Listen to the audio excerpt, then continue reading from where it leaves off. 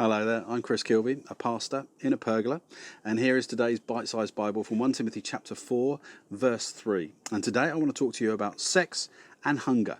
You know, one of my heroes of the faith, John Stott, great leader, writer, teacher, he described sex and hunger as the two most basic human appetites. So it's no surprise then that when we come to the false teaching that Paul was writing about in his letter to Timothy, that this false teaching that was going on in Ephesus had these two features at its core. Let me read you what he says in verse 3 about the false teaching in Ephesus.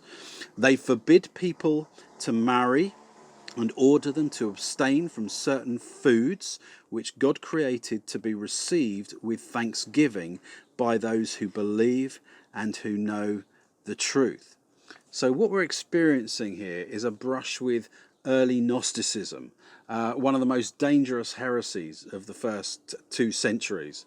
And the core teaching of this Gnosticism was that the spirit was intrinsically good and that matter was intrinsically evil. And so the idea is this: if you know the right things and you do the right things, then somehow that makes you holy, set apart, qualified.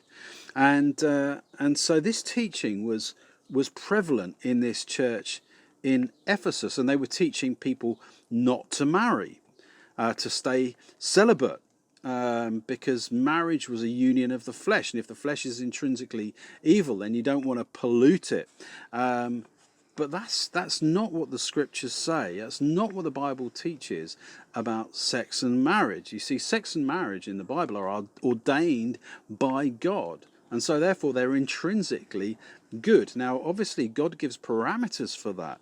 There's the right use and the wrong use of sex, but it's not intrinsically evil, which is what was being taught in Ephesus. And it was the same with their teaching about food. They were saying you can eat this, but you can't eat that, whereas the Bible is clear that we can eat anything that God provides for us. So instead of having to follow all the kind of food laws that were being taught and the different things that were helping people to kind of I guess feel religiously holy because they were eating and doing the right thing, the Bible says that God created everything for our enjoyment, and if we can receive it with thanksgiving, then it's sanctified. So sex and hunger, those two most basic human appetites, let's not pollute our minds by thinking that they are unhealthy or unholy.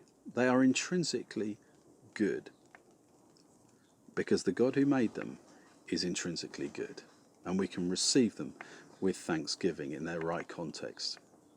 So my name's Chris Kilby. I'm a pastor in a pergola, and that was today's bite-sized Bible from 1 Timothy chapter 4 verse 3, and I'll see you next time.